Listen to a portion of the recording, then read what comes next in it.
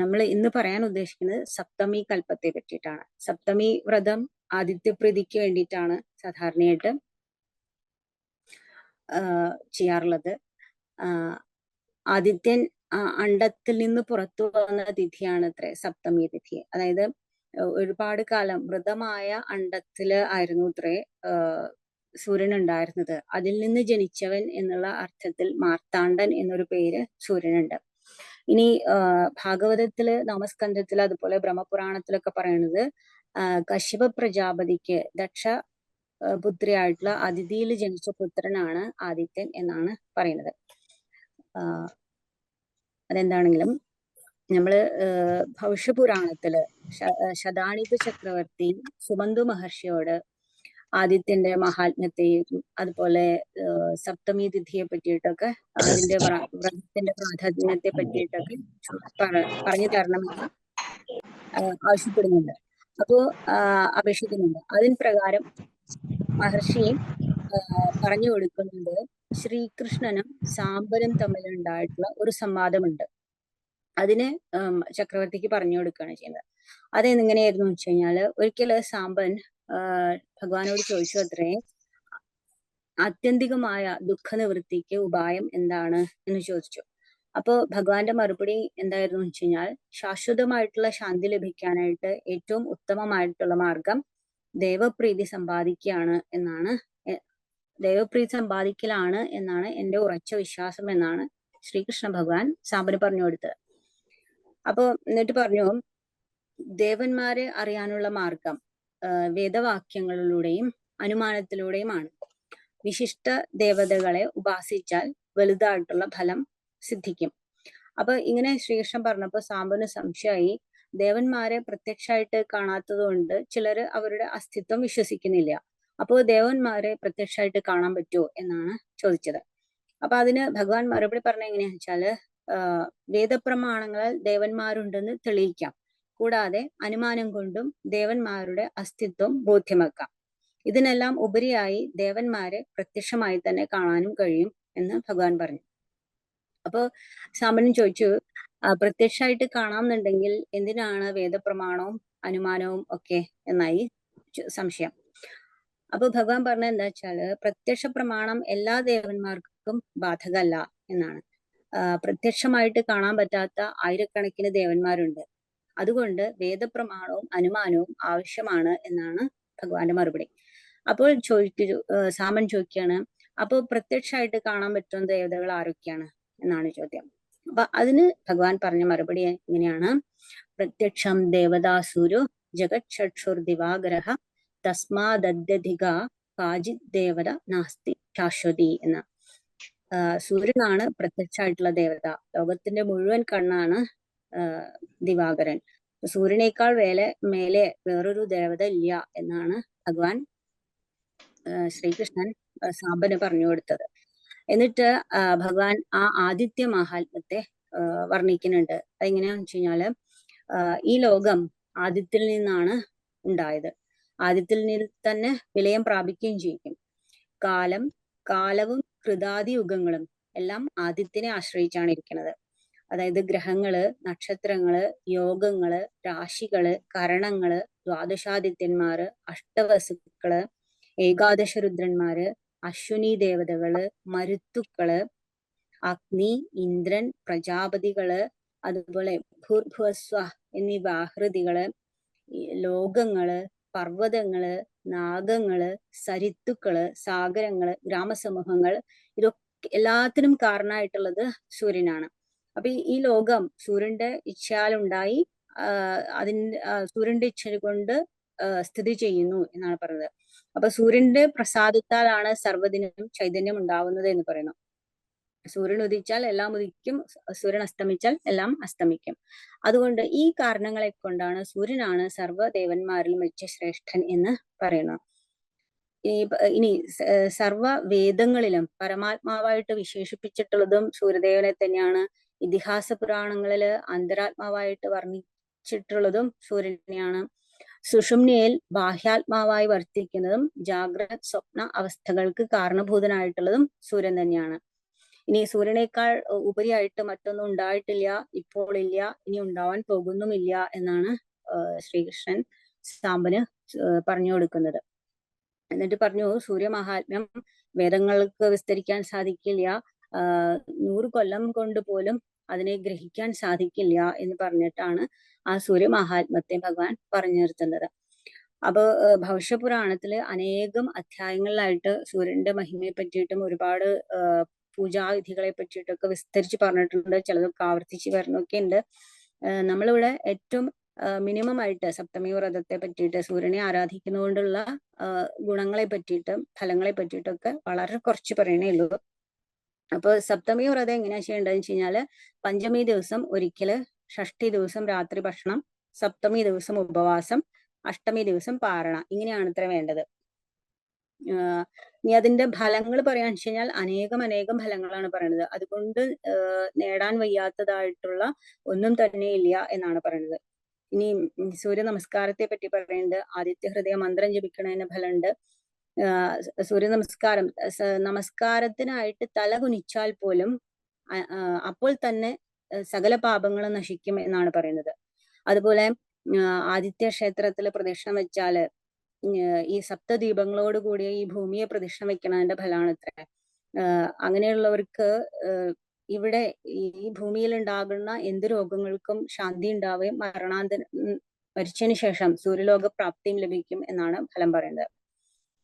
ഇനി അതുപോലെ സർവ്വ ദേവാലയങ്ങളും പ്രദക്ഷിണം ചെയ്താലുള്ള ഫലവുമുണ്ട്. ഇനി ഏതൊക്കെ ദിവസങ്ങൾ എന്ന് പറഞ്ഞു കഴിഞ്ഞാൽ, ഞായറാഴ്ച ദിവസം, ഗ്രഹണം, അയനകാലങ്ങൾ, അതായത് ഉത്തരായന കാലാരംഭവും ദക്ഷിണായന കാലാരംഭം, സംക്രാന്തി, അതുപോലെ വിഷു ദിവസം, ഇതൊക്കെ സൂര്യോപാസനയ്ക്ക് വളരെ വിശിഷ്ടമാണ് എന്ന് ആണ് പറയുന്നത്.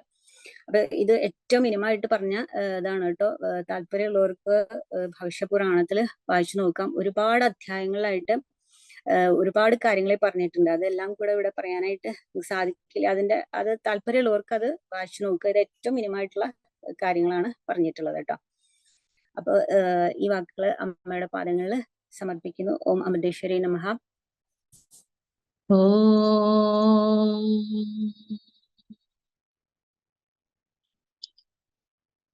സ്നേഹാലോകസുമോഹനവദനാം കരുണാർജാനതനയനാം രമ്യാം ശ്രുതജനപാലന വിഗ്രാം സൗമ്യാം അമൃതാനന്ദമയീം പ്രണമാമി. ഓം അമൃതേശ്വര്യൈ നമഃ. ഓം അമൃതേശ്വര്യൈ നമഃ. ഓം അമൃതേശ്വര്യൈ നമഃ. ഇത് ശ്രവിക്കാനിരിക്കുന്ന എല്ലാവർക്കും എൻ്റെ വിനീത പ്രണാമങ്ങൾ. ഇതൊരു നിരന്തരം സത്സംഗം ശ്രവിക്കുന്ന സംഘടനയിലെ ആൾക്കാരാണെന്ന് എനിക്ക് മനസ്സിലായി. ഇന്നത്തെ നമ്മുടെ വിഷയം ആത്മീയതയാണ്.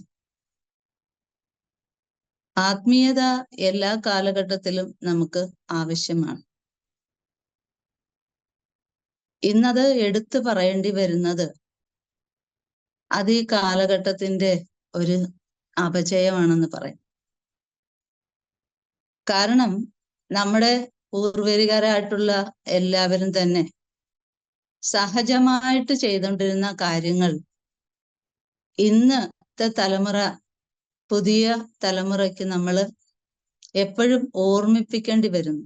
അതാണ് അന്നും ഇന്നും തമ്മിലുള്ള ഒരു വ്യത്യാസം എന്ന് പറയുന്നത്. നമ്മുടെ മാതാപിതാക്കൾ, അതായത് ഒരു 10, 50, 60 അവരുടെ അച്ഛനമ്മമാര് സ്വാഭാവികമായിട്ടും ആത്മീയമായിട്ട് ബന്ധപ്പെട്ട് തന്നെയാണ് അവരുടെ ദൈനംദിന ജീവിതത്തില് ഓരോ കാര്യങ്ങളും ചെയ്തുകൊണ്ടിരുന്നത്. അതിരാവിലെ എഴുന്നേൽക്കുമായിരുന്നു, വിളക്ക് കൊളുത്തുമായിരുന്നു, നാമം ജപിക്കുമായിരുന്നു. അതുപോലെ അവരവരുടെ ദൈനംദിന പ്രവർത്തികളും എല്ലാം തന്നെ ഒരു ആത്മീയതയുടെ പരിവേഷം, ഒരാത്മീയത സഹജമായിട്ടുണ്ടായി. മാതാ അമൃതാനന്ദമയി അമ്മ എപ്പോഴും ഏറ്റവും പ്രാധാന്യം കൊടുക്കുന്ന ഒരു കാര്യം എന്താന്ന് വെച്ചാൽ, ഞങ്ങളോടൊക്കെ വന്ന കാലം തൊട്ടേ അമ്മ പറയുമായിരുന്നു, മക്കളെ എന്നും സത്സംഗം കേൾക്കണമെന്ന്. സത്സംഗ ശ്രവണം നമ്മുടെ ജീവിതത്തിൽ അത്യാവശ്യമാണ്.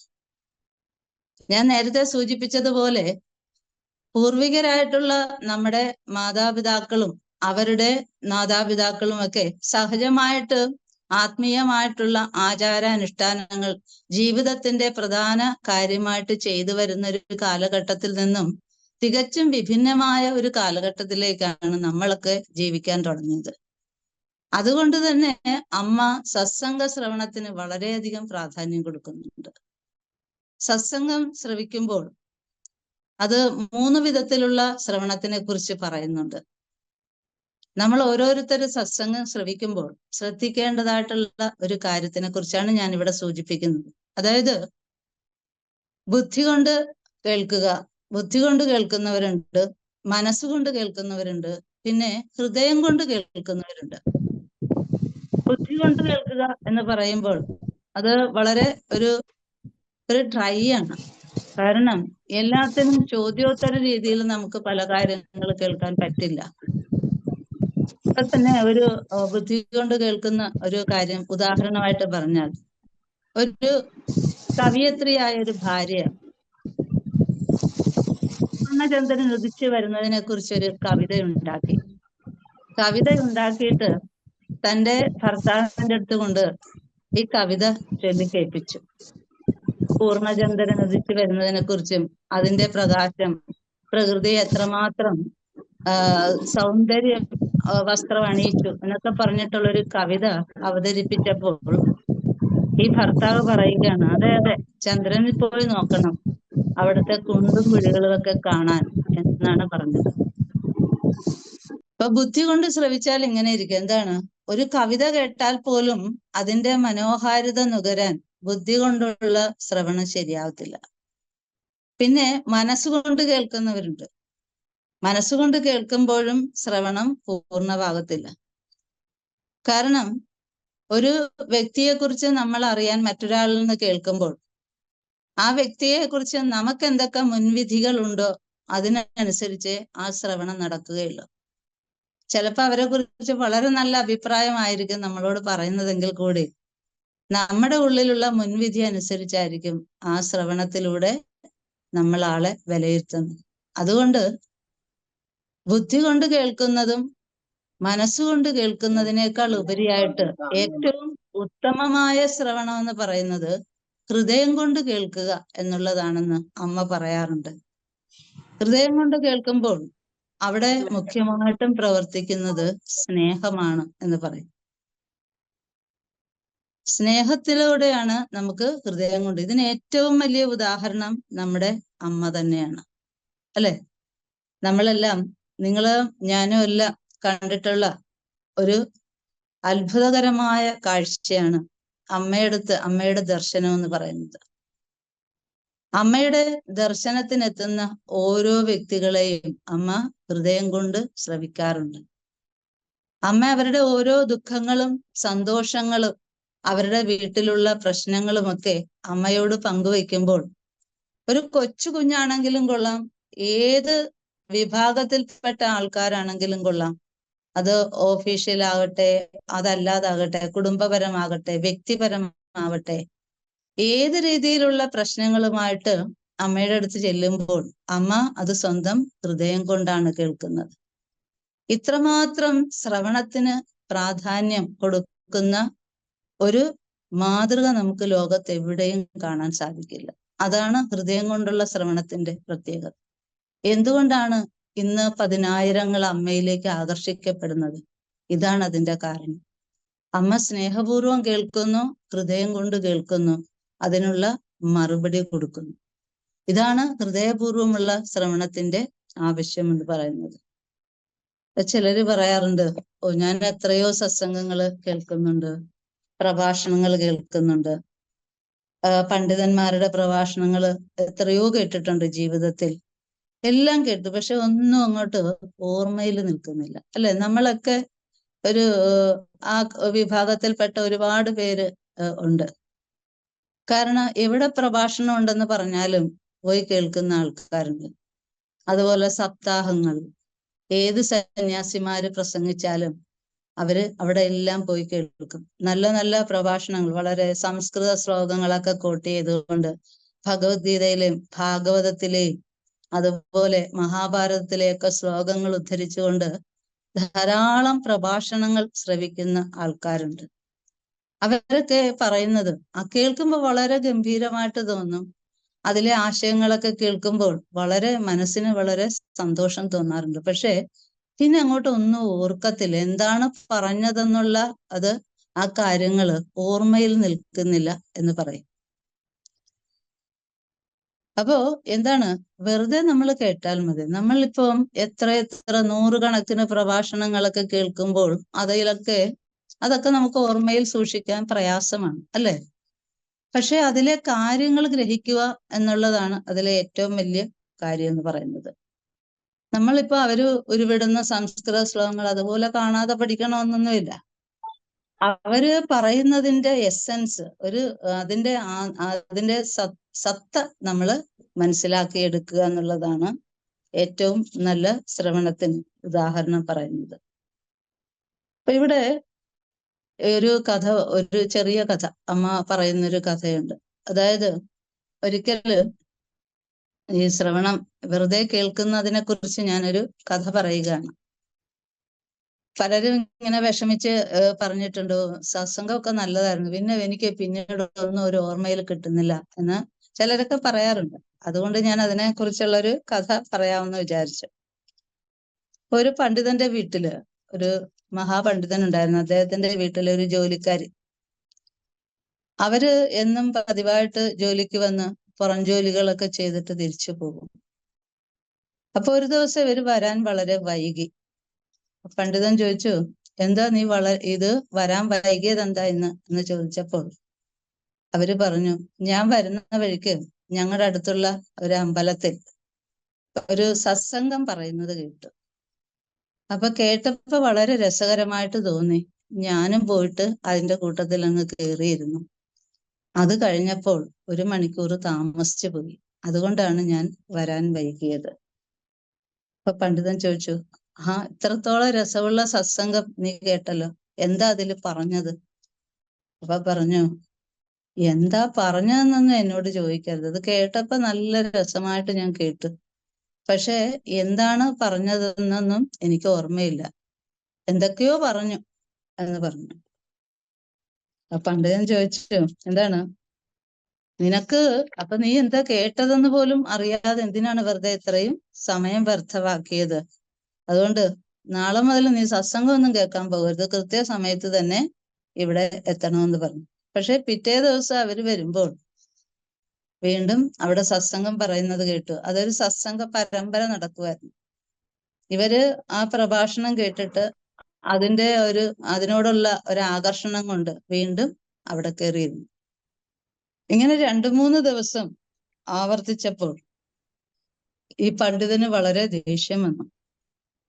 അദ്ദേഹം പറഞ്ഞു, നിന്നെ ഇത്രമാത്രം രസിപ്പിക്കുന്ന ഈ ഒരു കഥ കേട്ടിട്ട് നിനക്കൊരു വാക്ക് പോലും അതിനെക്കുറിച്ച് പറയാനും അറിയത്തില്ല.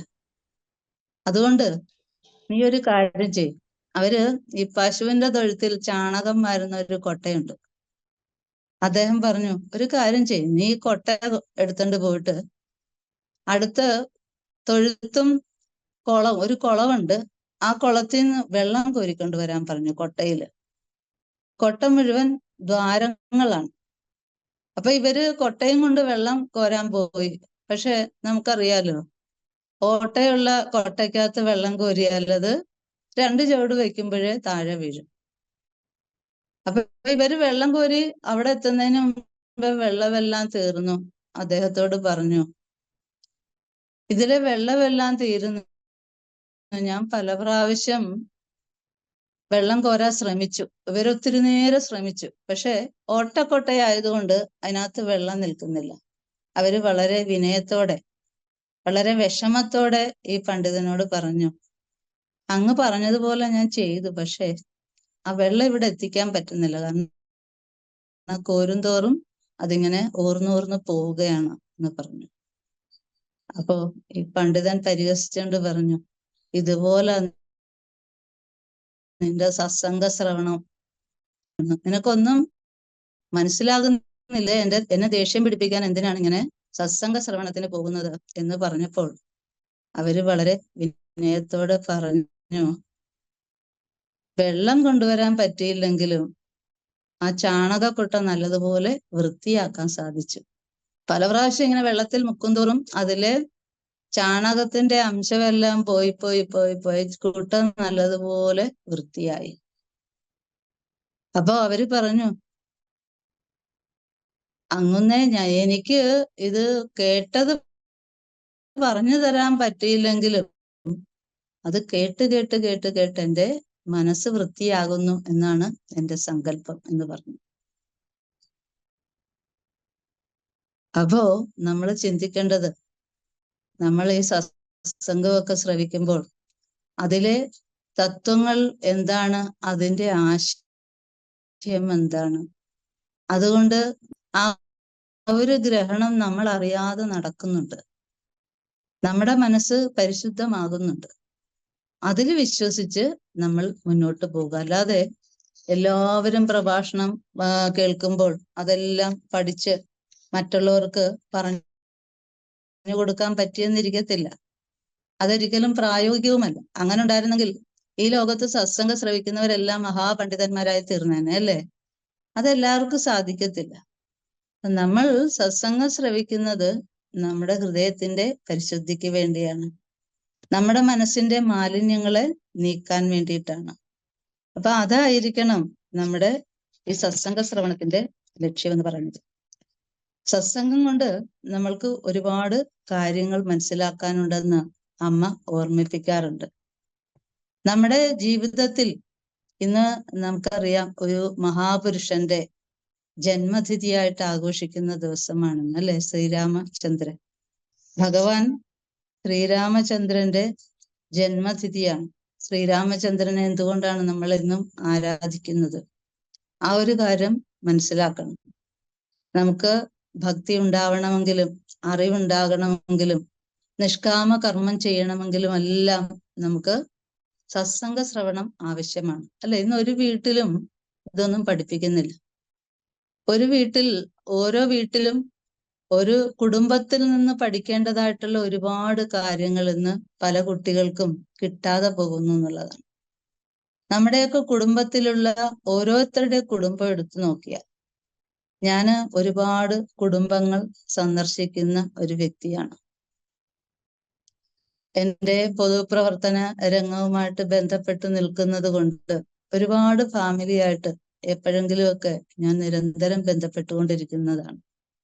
ഇപ്പൊ ഓരോ കുടുംബത്തിൽ ചെല്ലുമ്പോഴും ഒരുപാട് പ്രശ്നങ്ങൾ ഉള്ളതായിട്ട് കാണാൻ സാധിക്കുന്നുണ്ട്.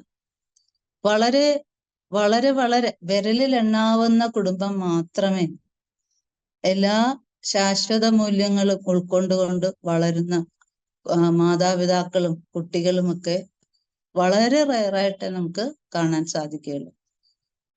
ഇന്ന് പല കുടുംബങ്ങളിലും ശാശ്വത മൂല്യങ്ങൾ, അതായത് ആത്മീയ മൂല്യങ്ങൾ പകർന്നു കൊടുക്കാനുള്ള വേദികൾ ആയിട്ടില്ല ഇന്ന് പല കുടുംബങ്ങളും. അതാണ് കുടുംബത്തിന്റെ എല്ലാവിധത്തിലുള്ള പ്രശ്നങ്ങൾക്കും കാരണം.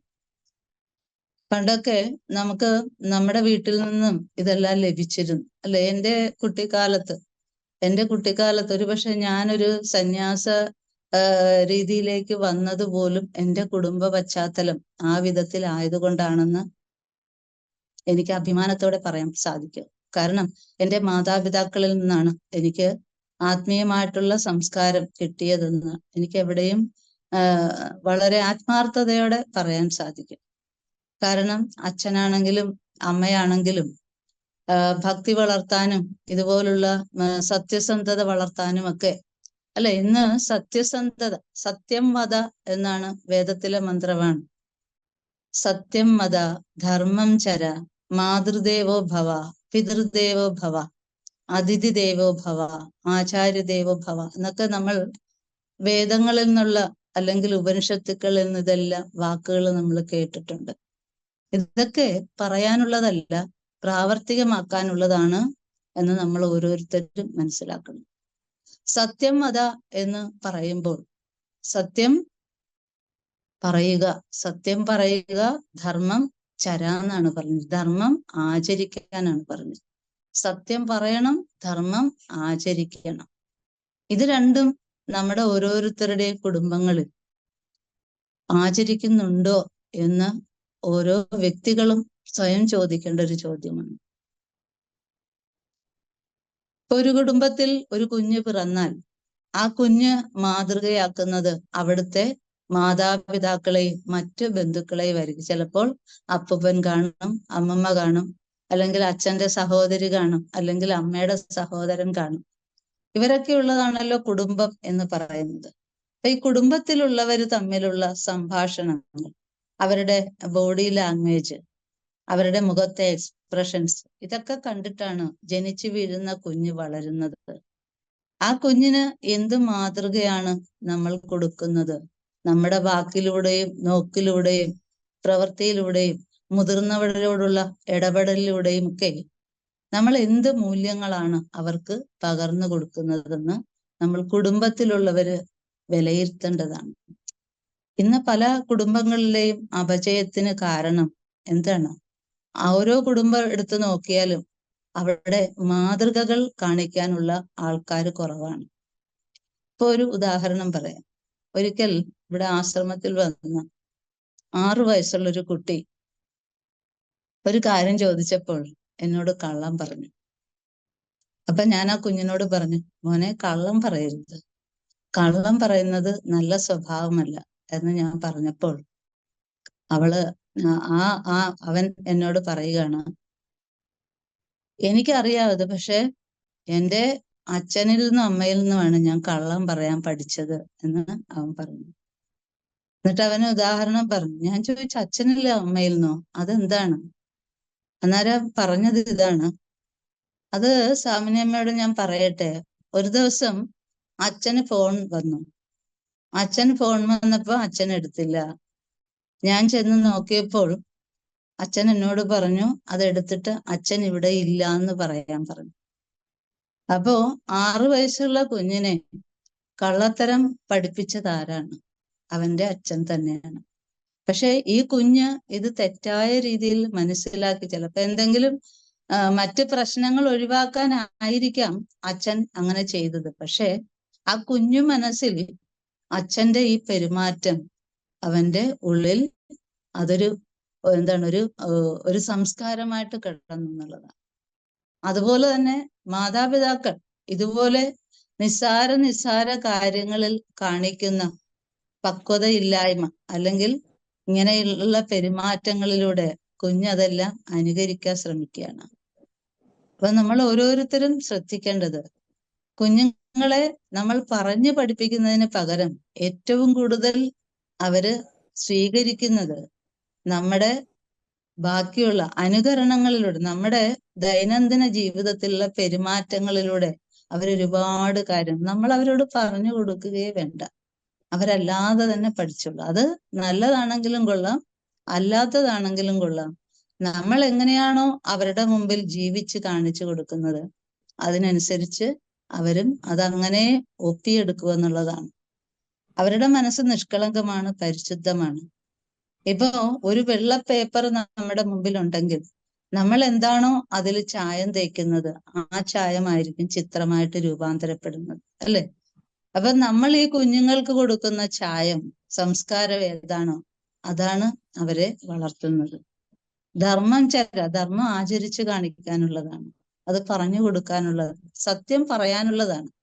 നമ്മുടെ നിത്യ ജീവിതത്തിൽ ഓരോ വാക്കിലും സത്യപരിപാലനം നടത്തിയാൽ ആ സത്യം തന്നെ നമ്മളെ പരിരക്ഷിക്കും എന്നുള്ളതാണ്. അതുപോലെ തന്നെയാണ് ധർമ്മം ആചരിക്കുന്ന ഒരാൾക്കും ഒരിക്കലും ഒരു അപകടം ഉണ്ടാവില്ല എന്ന് പറയും. ധർമ്മം ആചരിക്കുന്ന മഹാപുരുഷന്റെ ദ്വിതിയാണ്, അല്ലെ? ധർമ്മമൂർത്തിയാണ് ഭഗവാൻ ശ്രീരാമചന്ദ്രൻ. രാമായണത്തിലുടനീളം നമ്മൾ കടന്നു പോകുമ്പോൾ ശ്രീരാമനെ കുറിച്ച് നമ്മൾ മനസ്സിലാക്കുന്ന ഏറ്റവും മഹത്തായ കാര്യം, അദ്ദേഹം ധർമ്മം ആചരിച്ചു. തന്റെ ജീവിതത്തിൽ എന്തെല്ലാം പ്രതിബന്ധങ്ങൾ വന്നപ്പോഴും, എന്തെല്ലാം പ്രതിസന്ധികളെ നേരിടേണ്ടി വരുമ്പോഴും, എന്തെല്ലാം പ്രലോഭനങ്ങളിലൂടെ കടന്നു പോകേണ്ടി വന്നപ്പോഴും ഒരിക്കൽ പോലും അദ്ദേഹം ധർമ്മത്തിൽ നിന്ന് വ്യതിചലിച്ചില്ല. ധർമ്മത്തിൽ അടിയുറച്ചു നിന്നു എന്നുള്ളതാണ്. അപ്പൊ ധർമാചരണം നമ്മുടെ ജീവിതത്തിൽ എത്രമാത്രം അനിവാര്യമാണെന്ന് നമ്മുടെ ഗുരുക്കന്മാരും അവതാര പുരുഷന്മാരും അതുപോലെ തന്നെ മഹാത്മാക്കളും നിരന്തരം അവരുടെയൊക്കെ ജീവിത ചരിത്രത്തിലൂടെയും അവര് കാണിച്ചു തന്ന ശാശ്വത മൂല്യങ്ങളെ കുറിച്ച് ചിന്തിക്കുമ്പോൾ ഈ ഒരു മൂല്യം നമ്മുടെ ജീവിതത്തിൽ എത്രമാത്രം അനിവാര്യമാണെന്ന് നമ്മൾ ഓരോരുത്തരും മനസ്സിലാക്കണം. മാതൃദേവോ ഭവ, അല്ലെ? മാതൃദേവോ ഭവ എന്നുള്ള വാക്ക് ഇന്നത്തെ കാലത്ത് പറയാൻ 100% നമുക്ക് ഉറപ്പിച്ച് പറയാൻ പറ്റുമോ? അല്ലെ? നമ്മൾ എത്ര സംഭവങ്ങളാണ് അമ്മമാരെ കുറിച്ച് കേൾക്കുന്നത്. അമ്മമാരും മക്കളുമായിട്ടുള്ള ബന്ധം, അല്ലെ കുടുംബ ബന്ധം എത്രമാത്രം ശിഥിലമായിക്കൊണ്ടിരിക്കുന്ന ഒരു കാലഘട്ടമാണ് ഇതെന്ന് നമുക്ക് മനസ്സിലാക്കാൻ സാധിക്കും. വൃദ്ധസദനങ്ങൾ ഒരുപാട് ഇന്നുണ്ട്, അല്ലെ? വൃദ്ധസദനങ്ങളുണ്ട്, കൗൺസിലിംഗ് സെന്ററുകൾ ഒരുപാടുണ്ട്. എന്തുകൊണ്ടാണ്? നമ്മുടെയൊക്കെ ജീവിത മൂല്യങ്ങളിൽ നിന്ന് നമ്മൾ അകന്നതാണ് ഇതിനെല്ലാം കാരണം. മാതൃദേവോ ഭവ, പിതൃദേവോ ഭവ, ആചാര്യദേവോ ഭവ. ഇന്ന് ഓരോന്നും പറയാനാണെങ്കിൽ വിശദീകരിക്കാൻ നമുക്ക് ഒരുപാട് സമയമെടുക്കും. അതുകൊണ്ട് ഞാൻ അത്രയ്ക്ക് അങ്ങോട്ട് വിശദീകരിക്കാൻ തുനിയുന്നില്ല. എങ്കിലും നമ്മൾ ഒരു കാര്യം മനസ്സിലാക്കേണ്ടത്, നമ്മുടെ കുടുംബജീവിതം ശാശ്വതമായിട്ട് നിലനിൽക്കണമെങ്കിൽ നമ്മൾ കുട്ടിക്കാലത്ത് തന്നെ ഈ ഒരു മൂല്യങ്ങൾ പകർന്നു കൊടുക്കുക എന്നുള്ളതാണ്. സത്യത്തിന്റെ മൂല്യങ്ങൾ. എൻ്റെ ജീവിതത്തിൽ ഉണ്ടായ ഒരു അനുഭവം, എനിക്ക് കേവലം 5 വയസ്സുള്ളപ്പോൾ സത്യത്തിന് എത്രമാത്രം പ്രാധാന്യമുണ്ടെന്ന് ഞാൻ എൻ്റെ അച്ഛനിൽ നിന്നാണ് പഠിച്ചത്. അതാണ് ഞാൻ എടുത്തു പറയുന്നത്. മാതാപിതാക്കളാണ് കുട്ടികൾക്ക് എപ്പോഴും മാതൃകകളായിട്ട് മാറേണ്ടത്. 5 വയസ്സുള്ള ഞാൻ 1-ാം ക്ലാസ്സിൽ പഠിക്കുന്ന സമയത്ത്, അന്ന് നിങ്ങൾക്കറിയാം, നമുക്കൊക്കെ അറിയാം, അന്നത്തെ കാലത്ത് ഉണ്ടായിരുന്നു. ഇപ്പോഴത്തെ പുതിയ ജനറേഷൻ അന്ന് സ്ലേറ്റും കല്ല് പെൻസിലും ഒക്കെ ഉപയോഗിച്ചിട്ടാണ് നമ്മൾ 5-ാം ക്ലാസ് വരെ സ്ലേറ്റിലാണ് എഴുതി പഠിക്കുന്നത്. ഇന്ന് LKG തൊട്ട് ബുക്കിൽ എഴുതുന്നു. അപ്പോ സ്ലേറ്റിൽ എഴുതുമ്പോൾ സാധാരണ കല്ല് പെൻസിലാണെങ്കിൽ പെട്ടെന്ന് ഒടിഞ്ഞു പോകും. അതായത് ചോക്ക് കല്ല് പെൻസിലാണെങ്കിലും കൊള്ളാം, സാധാരണ കല്ല് പെൻസിലാണെങ്കിലും കൊള്ളാം. നമ്മൾ സ്ലേറ്റിൽ എഴുതുമ്പോൾ ചിലപ്പം ഒടിഞ്ഞു പോകും. അപ്പൊ എൻ്റെ അയൽവക്കത്തിട്ട് എൻ്റെ അതേ പ്രായമുള്ള ഞങ്ങൾ ഒരുമിച്ചാണ് പഠിക്കുന്നത്. അപ്പോ ഞാൻ അവളുടെ വീട്ടിൽ പോയിട്ട് അവിടെ അന്ന് വെറുതെ കളിക്കാൻ ചെന്നതാണ്. പക്ഷെ ഇവളപ്പോ എഴുതി പഠിക്കുമായിരുന്നു. എഴുതുന്ന എന്തുകൊണ്ടാണ്? സ്ലേറ്റിൽ തന്നെ ഈ റൂളിക്കല്ല് പെൻസിൽ എന്ന് പറയും. അതായത് ഒടിയാത്ത രീതിയിൽ, അതായത് നമ്മുടെ ഇപ്പോഴത്തെ പെൻസിലിനകത്ത് കല്ല് പെൻസിൽ വെച്ചുകൊണ്ടുള്ള പെൻസിൽ. അത് ഞാൻ ആദ്യമായിട്ട് കാണുക. എന്നെ അത് വളരെയധികം ആകർഷിച്ചു. എനിക്കത് വേണമെന്ന് തോന്നി. എനിക്ക് 5 വയസ്സുള്ള സമയത്താണ്. അപ്പോ ഞാൻ ഇവളുമായിട്ട് കളിച്ചിരുന്ന് അവളറിയാതെ ഞാനത് വശത്താക്കി മോഷ്ടിച്ചു എന്ന് വേണമെങ്കിൽ പറയാം. അന്നത് മോഷണമാണെന്നൊന്നും നമുക്കറിയത്തില്ല. എങ്കിലും അതും എടുത്തുകൊണ്ട് ഞാൻ വീട്ടിൽ ചെന്നപ്പോ അച്ഛൻ കണ്ടു എൻ്റെ കയ്യില് ഒരു സാധനം ഇരിക്കുന്നത്. അച്ഛൻ എന്നെ വിളിച്ചു, കുഞ്ഞിങ്ങ് വന്നേ. അടുത്തോട്ട് ചെന്നപ്പോ പറഞ്ഞു, ഇത് എവിടുന്നാ? ഞാൻ പറഞ്ഞു, ഇത് രതിയുടെ ആണ്. അവളുടെ പേര് പറഞ്ഞു. ഇതെന്തിനാ മോൻ എടുത്തത്? അപ്പൊ ഞാൻ പറഞ്ഞു, എനിക്കിത് ഇഷ്ടപ്പെട്ടു. പെട്ടെന്ന് അച്ഛൻ പറഞ്ഞു, ഇത് അവള് തന്നതാണോ, നീ എടുത്തോണ്ട് പോകുന്നതാണോ എന്ന് ചോദിച്ചു. ഞാൻ പറഞ്ഞു, അവൾ അറിഞ്ഞിട്ടില്ല, ഞാൻ അല്ലാതെ എടുത്തതാന്ന് പറഞ്ഞപ്പോ മുറ്റത്ത് നിന്നൊരു ഈർക്കില് എടുത്ത് 3-4 അടി തന്നു. അവരുടെ വീട് വരെ എന്നെ അടിച്ചു. അപ്പൊ എൻ്റെ അലർച്ചയും കരച്ചിലും കേട്ട് അവരുടെ അച്ഛൻ ഓടി മുറ്റത്തേക്ക് ഇറങ്ങി. അപ്പൊ ചോദിച്ചു, എന്തിനാ ഇവള് തല്ലുന്നത്? അന്നേരം പറഞ്ഞു, ഇവള് കല്ല് പെൻസില് മോഷ്ടിച്ചു കൊണ്ടാണ് വന്നത് എന്ന് പറഞ്ഞു. ഏതായാലും അവരുടെ അച്ഛൻ എന്നെ വന്ന് എടുത്തു. കാരണം എന്നെ തല്ലുന്നത് കണ്ടപ്പോ അദ്ദേഹത്തിന് വിഷമം തോന്നി. എന്നെ എടുത്ത് പിടിച്ചിട്ട് പറഞ്ഞു, "യോ ചേട്ടാ, ഇങ്ങനെ തല്ലരുത്, കുഞ്ഞിനെ തല്ലരുത്, അവൾക്ക് ഞാൻ കല്ല് പെൻസിൽ വാങ്ങിച്ചു കൊടുക്കാം" എന്നൊക്കെ പറഞ്ഞെങ്കിലും അച്ഛൻ പറഞ്ഞു, ആരുടെ സാധനം ഒരിക്കലും മോഷ്ടിക്കരുത്. അപ്പൊ സത്യത്തിന്റെ വില എന്താണെന്ന് നമ്മളെ പറയാതെ പഠിപ്പിച്ചു തന്നു. അന്ന് എൻ്റെ കുഞ്ഞു മനസ്സിൽ വിചാരിച്ചു, മോഷ്ടിക്കുന്നത് നല്ല സ്വഭാവമല്ല, അതാണ് അച്ഛൻ ഇത്രയും ദേഷ്യപ്പെട്ടതും തല്ലിയതും. അന്നു മുതൽ സത്യത്തിന്റെ മൂല്യം പഠിക്കാൻ തുടങ്ങി ഓരോ കാര്യത്തിൽ. ഇതുപോലെ നമ്മുടെ കുടുംബത്തിൽ നിന്ന് കിട്ടേണ്ട ചില ശാശ്വത മൂല്യങ്ങളുണ്ട്. അത് കൊടുക്കാൻ നമ്മൾ ഓരോരുത്തരും തയ്യാറാകണം. അത് കിട്ടാതെ വരുമ്പോഴാണ് അവരുടെ സ്വഭാവത്തിന് മാറ്റം വരുന്നത്. പലപ്പോഴും ഇന്നത്തെ മാതാപിതാക്കൾ കുട്ടി വേണ്ടാത്തൊരു വാക്ക് ഉപയോഗിച്ചാൽ എല്ലാവരും കൂടെ ചിരിക്കും, പക്ഷെ അതിന് തിരുത്തൽ കൊടുക്കുന്നില്ല. നാക്ക് തിരിയാത്തപ്പോൾ എടാ അച്ഛ, എടി അമ്മേന്നൊക്കെ വിളിക്കുമ്പോൾ നമ്മൾ കേട്ടത് രസിക്കും. നല്ല കൊഞ്ചിയുള്ള വിളി കേൾക്കുമ്പോൾ, പറച്ചിൽ കേൾക്കുമ്പോൾ എല്ലാവരും ചിരിക്കും. പക്ഷെ ഒരു 10-15 വയസ്സ് കഴിഞ്ഞ് എടി അച്ഛ, എടി അമ്മേന്ന്, എടാ അച്ഛ, എടി അമ്മേന്ന് വിളിച്ചാൽ നമുക്ക് ഇഷ്ടപ്പെടുമോ? പക്ഷെ തിരുത്തൽ സമയത്ത് എപ്പോഴാണോ നമുക്ക് തിരുത്തേണ്ട സമയമെന്ന് ഓരോ മാതാപിതാക്കളും അറിഞ്ഞിരിക്കണം. ഇപ്പൊ കുടുംബത്തിൽ ഞാൻ പറഞ്ഞു വന്നത് ഇതാണ്, കുടുംബത്തിൽ നിന്ന് നമുക്ക് ലഭിക്കേണ്ട മൂല്യങ്ങൾ, ശാശ്വതമായ മൂല്യങ്ങൾ നമ്മൾ എപ്പോഴും കൊടുത്തുകൊണ്ടേയിരിക്കണം. അതിന് മാതൃകകൾ ആവശ്യമാണ്. ഓരോ വീട്ടിലും വളർന്നു വരുന്ന തലമുറകൾക്ക് മാതൃകകൾ ആവശ്യമാണ്. ഭഗവത്ഗീതയിൽ പറയുന്നുണ്ട് ഒരു ശ്ലോകം, യദ്യദാചരതേ ശ്രേഷ്ഠ സ്തസ്തദേവേതരോ ജനഃ സയത് പ്രമാണം കുരുതേ ലോകഃ തത് അനുവർത്തതേ. ശ്രേഷ്ഠന്മാര് എന്ത് ആചരിച്ചു കാണിക്കുന്നുവോ അതാണ് ബാക്കിയുള്ളവര് അനുവർത്തിക്കുന്നത്. അവരത് കണ്ടിട്ടാണ് വരുന്നത്. ഇപ്പൊ ശ്രേഷ്ഠന്മാരെയാണ് മാതൃകകളാക്കുന്നത്. ലോകം അത് കണ്ട് അനുകരിക്കുന്നു എന്നും പറയും. അപ്പൊ യഥാർത്ഥത്തിലുള്ള മാതൃകകളായിത്തീരാൻ കുടുംബത്തിലുള്ളവര് ഓരോരുത്തരും ശ്രമിക്കുമ്പോഴാണ് കുടുംബം യഥാർത്ഥ കുടുംബമായിട്ട് നിലനിൽക്കുന്നത്. ഇന്ന് അതുകൊണ്ടാണല്ലോ പല പ്രശ്നങ്ങളും കുടുംബത്തിൽ ഉണ്ടാകുന്നത്, അല്ലേ? ഇന്ന് കണക്കെടുത്ത് നോക്കിയാൽ ഇന്ന് വിവാഹം കഴിക്കുന്ന ഒരു 37% ആൾക്കാര് ഡിവോഴ്സ് ചെയ്യുന്നുണ്ട് പെട്ടെന്ന് തന്നെ. 37%. ഇപ്പൊ 100 പേര് വിവാഹം കഴിച്ചാൽ 37% ആൾക്കാര് വിവാഹ ബന്ധം വേർപെടുത്തുന്നു. പിന്നൊരു 37% ആൾക്കാര് നിവൃത്തിയില്ലാതെ ഭാര്യാഭർത്തൃബന്ധം തുടരുന്നു. യഥാർത്ഥ സ്നേഹത്തിലോ അല്ലെങ്കിൽ മൂല്യത്തിൽ അധിഷ്ഠിതമായ ഒരു കുടുംബത്തിനോ വേണ്ടിയിട്ടല്ല. അവര് കുഞ്ഞുങ്ങളെ ഓർത്തോ അല്ലെങ്കിൽ തിരിച്ച് വീട്ടിൽ പോകാനുള്ള സാഹചര്യം ഇല്ലായ്മ കൊണ്ടോ സഹിച്ച് കഴിയുന്ന ആൾക്കാരുണ്ട്. പിന്നെ വളരെ കുറച്ചു പേരെ ഇന്ന് യഥാർത്ഥത്തിൽ കുടുംബജീവിതം നയിക്കുന്നു. നിസ്സാര കാര്യങ്ങൾക്ക് കുടുംബ ശിഥിലമായിക്കൊണ്ടിരിക്കുന്ന ഒരു കാഴ്ചയാണ് കാണുന്നത്. എന്തുകൊണ്ടാണ്?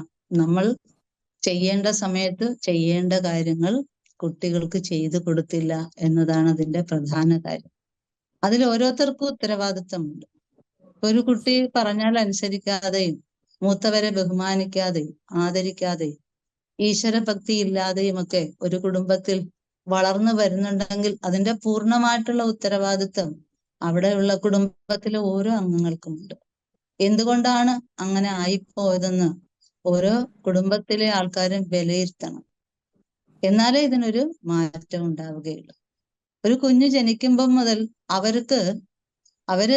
അവരെ വലുതാക്കി വളർത്തണം, ഏറ്റവും നല്ല വിദ്യാഭ്യാസം കൊടുക്കണം, ഏറ്റവും നല്ല സ്കൂളിൽ ചേർക്കണം, ഏറ്റവും നല്ല ജോലി സമ്പാദിക്കണം എന്ന് കരുതിയിട്ടാണ് ഇന്ന് മാതാപിതാക്കൾ ലക്ഷ്യമിടുന്നത്. ഏറ്റവും കൂടുതൽ പ്രാധാന്യം കൊടുക്കുന്നതും അതിനു വേണ്ടിയിട്ടാണ്. പക്ഷെ അതിനേക്കാൾ ഉപരി വിദ്യാഭ്യാസം, അമ്മ പറയത്തില്ലേ 2 തരം വിദ്യാഭ്യാസത്തിനെ കുറിച്ച്? നമുക്ക് എല്ലാവർക്കും അറിയാം. എന്താണ്? ജീവിക്കാനുള്ള വിദ്യാഭ്യാസവും ജീവിതത്തിന് വേണ്ടിയിട്ടുള്ള വിദ്യാഭ്യാസം. ജീവിക്കാനുള്ള വിദ്യാഭ്യാസം അത് നമുക്ക് പണസമ്പാദനത്തിനും അതുപോലെ നമ്മുടെ ദൈനംദിന ജീവിതത്തിലെ ആവശ്യങ്ങൾ നേടിയെടുക്കുവാനുള്ള ഒരു ഉപാധിയാണ് ജീവിക്കാനുള്ള വിദ്യാഭ്യാസം എന്ന് പറയുന്നത്. നേരെ മറിച്ച് ജീവിതത്തിന് വേണ്ടിയിട്ടുള്ള വിദ്യാഭ്യാസം, ഞാൻ എങ്ങനെയാണ് ജീവിക്കേണ്ടത്, ഞാൻ എടുത്തിരിക്കുന്ന റോൾ അനുസരിച്ച് എൻ്റെ ധർമ്മം എന്താണ്, അല്ലെ? നമുക്ക് ഒരു വ്യക്തിക്ക് തന്നെ ധാരാളം റോളുകൾ അഭിനയിക്കേണ്ടി വരുന്നുണ്ട്. ഒരു അച്ഛൻ എന്ന് പറയുമ്പോൾ ആ അച്ഛൻ അച്ഛനാണ്. ഓഫീസിൽ ചെല്ലുമ്പോൾ അദ്ദേഹം ഒരു ഓഫീസറാണ്. വീട്ടിൽ നിൽക്കുമ്പോൾ അമ്മയുടെ മുമ്പിലും അച്ഛന്റെ മുമ്പിൽ മകനാണ്. സഹോദരിയുടെ മുമ്പിൽ സഹോദരനാണ്. ഇങ്ങനെ ഒരു വ്യക്തിക്ക് തന്നെ പല റോളുകളുണ്ട്. അപ്പൊ ഈ റോളുകൾ, ആ റോളുകളിൽ നിന്നുകൊണ്ട് തന്റെ ധർമ്മത്തെ പാലിക്കാൻ ഒരാൾക്ക് സാധിക്കണമെങ്കിൽ താൻ എങ്ങനെ ജീവിക്കണം എന്നുള്ള ഒരു വിദ്യാഭ്യാസം, അതിന്റെ അടിസ്ഥാനമാണ് ഇപ്പൊ ഞാൻ പറഞ്ഞ മൂല്യങ്ങൾ എന്ന് പറയുന്നത്. അല്ലെ, ഒരു സഹോദരൻ സഹോദരിയോട് ഇടപെടുമ്പോൾ സഹോദര സ്ഥാനത്ത് നിന്ന് വ്യതിചലിച്ചാൽ എന്തായിരിക്കും ആ വീട്ടിലെ അവസ്ഥ? ഒരിക്കലും അവിടെ സ്വസ്ഥത ഉണ്ടാവില്ല, അല്ലെ? അപ്പൊ നമ്മുടെ ബന്ധങ്ങളെ ഊട്ടി ഉറപ്പിക്കുന്നത് പോലും അതിനെയെല്ലാം അടിസ്ഥാനം എന്താണ്? നമ്മൾ ആർജിക്കുന്ന ഈ മൂല്യങ്ങൾ തന്നെയാണ്. അമ്മ പറയത്തില്ലേ, നമ്മുടെ ജീവിതത്തിൽ ഏറ്റവും പ്രാധാന്യം മൂല്യങ്ങൾക്ക് തന്നെയാണ്. അതിന്റെ ഒരു കേന്ദ്രമായിട്ട് എന്നാണോ നമ്മുടെ വീട് മാറുന്നത്, നമ്മുടെ ഭവനം മാറുന്നത്, ആ ഭവനമാണ് യഥാർത്ഥത്തിൽ സ്വർഗം എന്ന് പറയുന്നത്. അല്ലാതെ ആകാശത്തിനപ്പുറം ഇരിക്കുന്ന ഒരു എന്തോ ഒരു സങ്കല്പത്തിലുള്ള സ്വർഗമൊന്നുമല്ല. നമ്മുടെ ജീവിതത്തിൽ ഓരോ വ്യക്തികളും മൂല്യാധിഷ്ഠിതമായിട്ട് പരസ്പരം ബഹുമാനിച്ചും പരസ്പരം വിശ്വസിച്ചും പരസ്പരം സ്നേഹിച്ചും കഴിയുമ്പോഴാണ് ആ വീട് തന്നെയാണ് സ്വർഗം, ഈശ്വരവാസം ചെയ്യുന്ന സ്ഥലമെന്ന് വേണമെങ്കിൽ നമുക്ക് പറയാം. ഇതാണ് നമ്മൾ ഏറ്റവും പ്രധാനപ്പെട്ട കാര്യമായിട്ട് മനസ്സിലാക്കേണ്ടത്. പക്ഷെ നമ്മുടെ ജീവിതത്തിൽ നമുക്ക് ചില സ്വകാര്യതകളൊക്കെ ഉണ്ട്, അല്ലെ? ഇപ്പം പറയാറുണ്ട് 3 വിധത്തിലുള്ള ഒരു സർക്കിളാണ്. ഒരു വ്യക്തിയുടെ ജീവിതത്തിൽ 3 തരത്തിലുള്ള സർക്കിളിനെ കുറിച്ച് പറയുന്നുണ്ട്. അതില് ഒന്നാമത്തെ സർക്കിൾ എന്ന് പറയുന്നത് നമ്മുടെ സോഷ്യൽ സർക്കിൾ എന്ന് പറയും. അതായത് സാമൂഹികമായിട്ടുള്ള ഒരു വളയം, സാമൂഹികമായിട്ടുള്ള ഒരു വളയം. അതിനകത്തേക്ക് വരുന്നത് പിന്നെ ഒരു വളയമുണ്ട്, ഒരു പ്രൈവറ്റ് സർക്കിൾ എന്ന് പറയും. Private circle. അതിനകത്ത് വീണ്ടും ഒരു സർക്കിളുണ്ട്. അത് എൻ്റെ മാത്രമായിട്ടുള്ള ഒരു സർക്കിൾ, ഒരു സ്വകാര്യ സർക്കിൾ എന്ന് പറയും. അത് ഞാൻ ഒന്ന് വിശദീകരിക്കുമ്പോൾ നിങ്ങൾക്ക് മനസ്സിലാകും. സാമൂഹ്യ വളയം, നമ്മൾ സമൂഹത്തിൽ ജീവിക്കുന്ന ഒരാളെന്നുള്ള നിലയിൽ സമൂഹവുമായിട്ട് നമുക്ക് ബന്ധപ്പെടാതെ ജീവിക്കാൻ പറ്റില്ല. ഇപ്പൊ ഒരു സൊസൈറ്റി ആണെങ്കിലും ഒരു സംഘടനയാണെങ്കിലും, ഒരു സംഘടനയാകുമ്പോ നമ്മള് സംഘടന ഉള്ളവരെ അല്ലെങ്കിൽ സമൂഹത്തിൽ ജീവിക്കുമ്പോൾ നമ്മൾ ആരെങ്കിലും കണ്ട എന്ത് ചോദിക്കും? എന്താ ചേച്ചി, എന്തുണ്ട് വിശേഷം, എല്ലാം സുഖമായിട്ട് പോകുന്നു, ആരോഗ്യം അങ്ങനുണ്ട്, ഇങ്ങനെ ചില കുശലാന്വേഷണങ്ങൾ നടത്തും, അല്ലെ? അവരുടെ വീട്ടിലെ കാര്യങ്ങളൊക്കെ വളരെ സ്നേഹത്തോടെയൊക്കെ ചെയ്യും. ഇതൊരു സാമൂഹിക വളയമാണ്.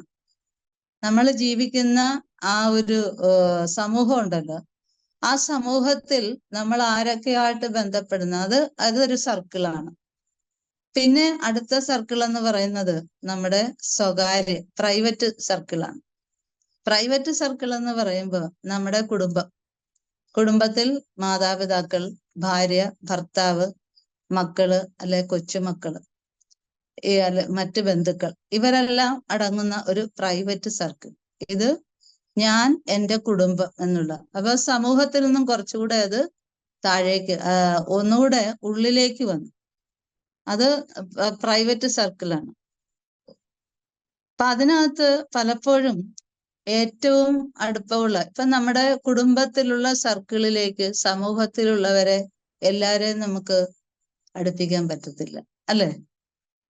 ഇപ്പൊ ഒരു വീട്ടിൽ ഉദാഹരണം പറഞ്ഞാല്, നമ്മുടെ വീട്ടിലേക്ക് ഒരാൾ കയറി വരുന്നു, അവരെ നമ്മൾ സ്വീകരണ മുറിയിൽ ഇരുത്തുന്നു. ഒരു മാന്യനായിട്ടുള്ള വ്യക്തിയാണെങ്കിൽ അദ്ദേഹം അവിടെ ഇരിക്കും, അവിടുത്തെ ഗൃഹനാഥനുമായിട്ടൊക്കെ സംസാരിക്കും, അല്ലെങ്കിൽ മറ്റുള്ളവർ അവിടെ വന്ന് സംസാരിക്കും. ചിലരങ്ങനെയല്ല, സ്വാതന്ത്ര്യം കാണിക്കാൻ അടുക്കളയിൽ കയറും, അവരുടെ ബെഡ്റൂമിൽ കയറും. അതൊന്നും അവരുടെ സ്വകാര്യതയ്ക്ക് ഭംഗം വരുത്തുന്നതാണ്. അപ്പൊ സാമൂഹികമായിട്ടുള്ള ഒരു വ്യക്തി സ്വകാര്യതയിലേക്ക് കടന്നു ചെല്ലുമ്പോൾ അവിടെ അസ്വസ്ഥതകൾ ഉണ്ടാകും. അവിടെ നമുക്ക് സഹിക്കാൻ വയ്യാത്ത ചില മനോഭാവങ്ങൾ ഉള്ളിൽ തന്നെ ഉണ്ടാകുന്നുണ്ട്. പിന്നെ ഈ സാമൂഹിക വളയത്തിൽ നിന്ന് പ്രൈവറ്റ് സർക്കിളിലുള്ളവർ ഈ പ്രൈവറ്റ് സർക്കിൾ കൂടാതെ എത്ര സ്നേഹമുള്ള ഭാര്യ ഭർത്താക്കന്മാരാണെങ്കിലും, എത്ര സ്നേഹമുള്ള അമ്മ മക്കളാണെങ്കിലും, അല്ലെങ്കിൽ അച്ഛനും മക്കളും ആണെങ്കിലും, എല്ലാ വ്യക്തികൾക്കും അവരുടേതായിട്ടുള്ള ഒരു സ്വകാര്യത സൂക്ഷിക്കുന്നവരുണ്ട്. നമ്മൾ പറയും, ഓ എന്റെ മോൻ എല്ലാം എന്നോട് തുറന്നു പറയും, അല്ലെ എന്റെ ഭാര്യയ്ക്ക് എൻ്റെ അടുത്തുനിന്ന് ഒന്നും മറച്ചു വെക്കാനില്ല എന്ന് ഭർത്താവ് ഭാര്യയെ കുറിച്ചും പറയും. സ്നേഹമുള്ള ഭർത്താക്കന്മാര്, സ്നേഹമുള്ള ഭാര്യമാര് ഭർത്താവിനെ കുറിച്ച് പറയും, ഓ അദ്ദേഹം എന്നിൽ നിന്ന് ഒന്നും മറച്ചു വെക്കത്തില്ല, എന്തുണ്ടെങ്കിലും എന്നോട് സംസാരിക്കും എന്ന് പറയുമ്പോൾ പോലും എല്ലാ വ്യക്തികൾക്കും അവരുടേതായിട്ട് മറ്റാരും കാണാത്ത ഒരു സ്വകാര്യത ഉണ്ടാകും.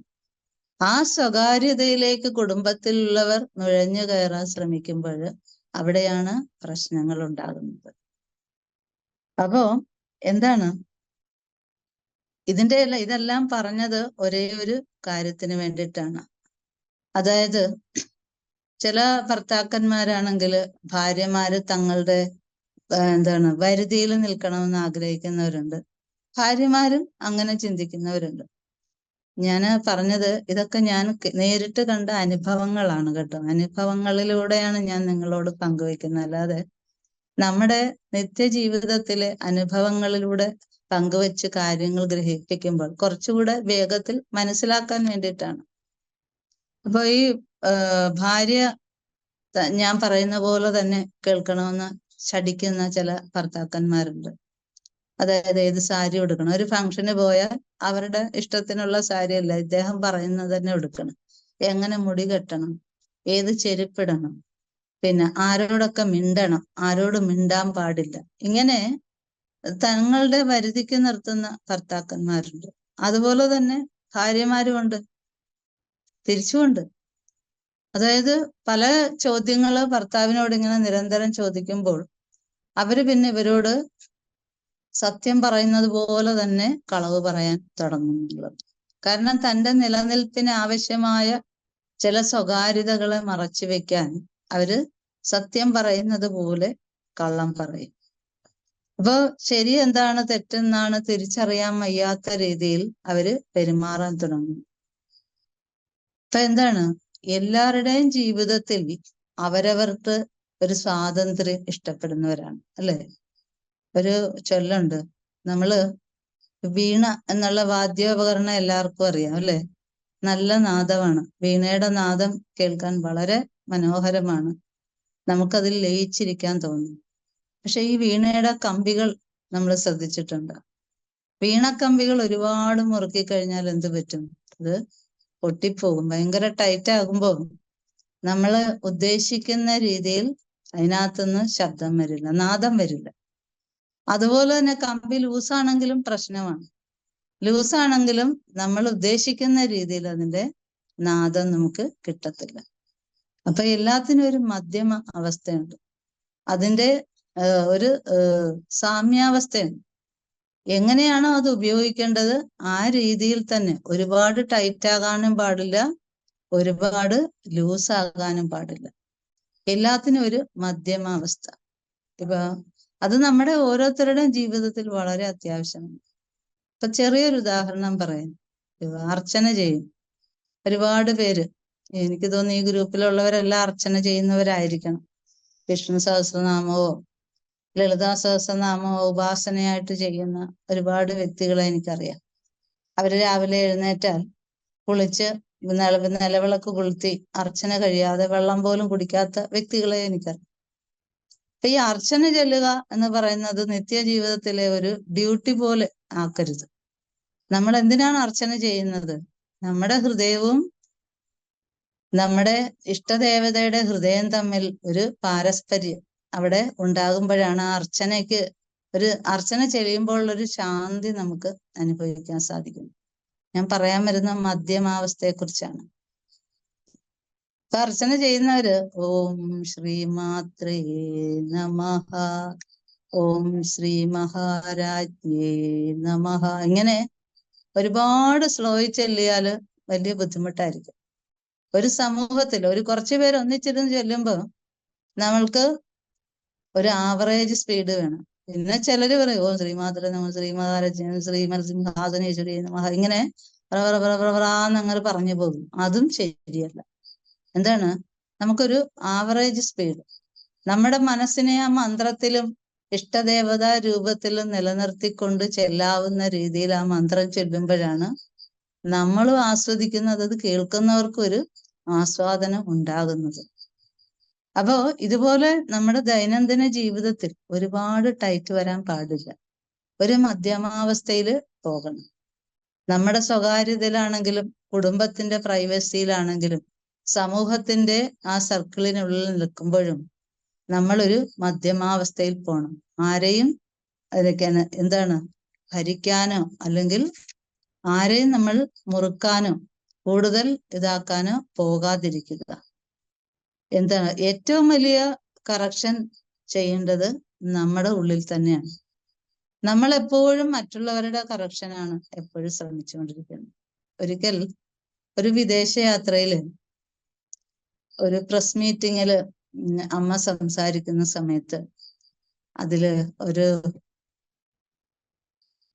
ഒരാൾ ചോദിച്ചു, അമ്മയുടെ ഒരു ചോദ്യം ചോദിച്ചു, അമ്മ ഇന്ന് ലോകത്ത് എന്തെല്ലാം പ്രശ്നങ്ങൾ നടക്കുന്നു, കണ്ടിട്ട് വളരെ വിഷമം തോന്നുന്നു, എന്താണ് നന്നാകാൻ, ലോകത്തിനെ നന്നാക്കാനുള്ള വഴി എന്താണെന്ന് അമ്മയൊന്ന് പറഞ്ഞു തരണം എന്ന് പറഞ്ഞപ്പോൾ അമ്മ ഒറ്റ വാക്കിലാണ് ഒരു മറുപടി പറഞ്ഞു, മക്കളെ അവനവൻ നന്നാവുക എന്ന് പറഞ്ഞു.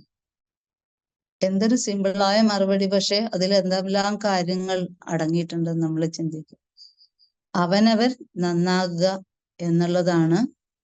നമ്മളൊക്കെ മറ്റുള്ളവരെ പലപ്പോഴും നമ്മൾ ചിന്തിക്കുകയോ അവരെങ്ങനാണല്ലോ ഈശ്വര, അവരൊന്ന് ശരിയായിരുന്നെങ്കിൽ, അല്ലെങ്കിൽ മറ്റുള്ളവർ ഇങ്ങനാണല്ലോ എന്നൊക്കെ നമ്മൾ ചിന്തിക്കാറുണ്ട്. ശരിയാണ്. കാരണം നമ്മളുടെ ഈ സർക്കിളിൽ പെടുന്ന ആൾക്കാരുമായിട്ട് ഇടപെടുമ്പോൾ നമുക്ക് അവരിൽ നിന്നൊക്കെ വേദനാജനകമായ അനുഭവങ്ങൾ ഉണ്ടാകുമ്പോൾ, അല്ലെ മറ്റുള്ള തരത്തിലുള്ള പ്രശ്നങ്ങൾ ഉണ്ടാകുമ്പോൾ നമ്മൾ സ്വാഭാവികമായിട്ടും ചിന്തിച്ചു പോകും, അവരൊന്നും ശരിക്കും നന്നായിരുന്നെങ്കിൽ, അവരിതെല്ലാം തിരിച്ചറിഞ്ഞ് നല്ല രീതിയിലേക്ക് വന്നിരുന്നെങ്കിൽ എന്ന് സ്വാഭാവികമായിട്ടും എല്ലാവരും അത് ആഗ്രഹിക്കുന്നതാണ്. അതിൽ തെറ്റൊന്നുമില്ല. പക്ഷേ അമ്മയുടെ മറുപടി എന്താണ്? അവരവര് നന്നാവുക എന്നുള്ളതാണ്. അതായത് നമ്മുടെ മനസ്സിന്റെ ആഴങ്ങളിലേക്ക് നമ്മൾ ഇറങ്ങണം. ഓരോരുത്തരിലും ഒരുപാട് കാര്യങ്ങൾ, വേണ്ടതും വേണ്ടാത്തതുമായ കാര്യങ്ങൾ ഒളിഞ്ഞിരിപ്പുണ്ട്. അതെന്താണെന്ന് കണ്ടുപിടിക്കാൻ നമുക്ക് സാധിക്കണം.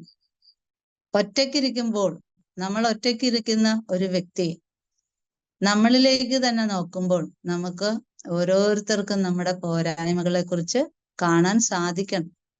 അതിനാണ് എല്ലാ ഗുരുക്കന്മാരും ധ്യാനം ചെയ്യണമെന്ന് നമ്മളോട് പറയുന്നത്.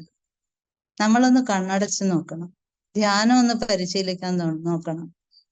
നമ്മൾ ആദ്യമൊക്കെ 2-3 ദിവസം വളരെ ഉത്സാഹത്തോടെ ധ്യാനിക്കാൻ തുടങ്ങും. പിന്നെ പിന്നെ നമ്മുടെ ഉള്ളിലുള്ള എല്ലാം പുറത്തേക്ക് വരുന്ന ഒരു ഇതായിരിക്കും. ധ്യാനം പരിശീലിച്ച് തുടങ്ങിയാൽ അറിയാം, നമുക്ക് പെട്ടെന്ന് കോപം വരും, പെട്ടെന്ന് അസൂയ വരും, പെട്ടെന്ന് ദുഃഖം വരും. അത് എന്താണ് എന്നാലും നമ്മൾ അത് നിർത്താതെ വീണ്ടും വീണ്ടും ഉള്ളിലേക്ക് പോയിക്കൊണ്ടിരിക്കണം എന്നാണ് പറയുന്നത്. ഉള്ളിലാണ് ഏറ്റവും വലിയ ഖനി ഇരിക്കുന്നത്. ഏറ്റവും വിലപിടിച്ചുള്ള ഖനി നമ്മുടെ ഹൃദയത്തിന്റെ ഉള്ളിലാണ് ഇരിക്കുന്നത്. അത് കൂടുതൽ നമ്മൾ ഓരോ പാളികളെ ഭേദിച്ച് അകത്തോട്ടുള്ള യാത്ര ആഴത്തിലേക്ക് പോകുമ്പോഴാണ് അത് വളരെ ശാന്തമാകുന്നത്. അറിയില്ല, ആഴക്കടൽ വളരെ ശാന്തമാണ് അല്ലെ? കരയിന്ന് നോക്കുമ്പോൾ നമ്മളെയും കൂടെ വിഴുങ്ങാൻ വരുന്ന വലിയ വലിയ തിരമാലകളായിരിക്കും കടലിന്റെ മുന്നിൽ ചെന്ന് നിന്ന് നോക്കുമ്പോൾ. പക്ഷേ അതിനെയൊക്കെ ഭേദിച്ചുകൊണ്ട് ഉള്ളിലേക്ക് പോയി കഴിഞ്ഞാൽ ആഴക്കടൽ വളരെ ശാന്തമായിരിക്കും. ഇതാണ് നമ്മുടെ മനസ്സിന്റെ അവസ്ഥ. നമ്മൾ നമ്മളിലേക്ക് തിരിയണം. അപ്പോൾ നമുക്ക് ഒരു നിരീക്ഷകൻ എന്നുള്ള നിലയിൽ ഒരുപാട് ചോദ്യങ്ങൾ എൻ്റെ ഉള്ളിൽ വരാൻ തുടങ്ങും. എന്താണ്? ഞാൻ ആരാണ്? ഞാൻ എന്തിനാണ് ജീവിക്കുന്നത്? എൻ്റെ സ്വഭാവ സവിശേഷതകളൊക്കെ എന്തൊക്കെയാണ്? എന്നിട്ട് ചോദിക്കണം, നമുക്കൊക്കെ എന്തിനാണ് എനിക്കിത്ര അസൂയ? എന്താണ് എനിക്കിത്ര ക്ഷമയില്ലാതെ പോയത്? എന്തിനാണ് ഞാൻ കോപിക്കുന്നത്? ഇങ്ങനെ നമ്മുടെ തന്നെ പോരായ്മകൾ കാണാൻ നമുക്ക് ഓരോരുത്തർക്കും സാധിക്കണം. അതാണ് യഥാർത്ഥത്തിൽ ആത്മീയത എന്ന് പറയുന്നത്. അല്ലാതെ പുറത്ത് കുറെ സത്സംഗങ്ങൾ കേട്ടാലേ നമുക്ക് ഇങ്ങനെയുള്ളൊരു മനോഭാവത്തിൽ എത്തിച്ചേരാൻ പറ്റുകയുള്ളൂ. എങ്കിൽ ഇത് കേട്ടിട്ട് നേരത്തെ പറഞ്ഞതുപോലെ ചാണകക്കൊട്ട കഴുകും തോറും മനസ്സിനെ ശുദ്ധീകരിക്കുന്നത് പോലെ സത്സംഗങ്ങൾ ശ്രവിച്ച് മറ്റുള്ളവരുടെ പോരായ്മകൾ കാണുന്നത് നിർത്തി നമ്മളുടെ പോരായ്മകളെ എപ്പോഴാണോ കാണാൻ തുടങ്ങുന്നത്, അപ്പോഴാണ് ശരിയായ ആത്മീയത നമ്മളിൽ പ്രവർത്തിച്ചു തുടങ്ങുന്നത്. അതാണ് യഥാർത്ഥത്തിലുള്ള ആത്മീയത.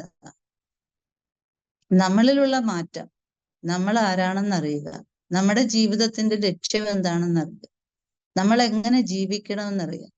ഒരമ്മ എന്നുള്ള നിലയിൽ, ഒരു ഭാര്യ എന്നുള്ള നിലയിൽ, ഒരു മകളെന്നുള്ള നിലയിൽ, ഒരു അധ്യാപിക എന്നുള്ള നിലയിൽ, അല്ലെങ്കിൽ നമ്മൾ ജോലി ചെയ്യുന്ന ഏതൊരു ഫീൽഡാണേലും ആ നിലയിലെല്ലാം നമുക്ക് നമ്മളെ മനസ്സിലാക്കാൻ സാധിക്കണം.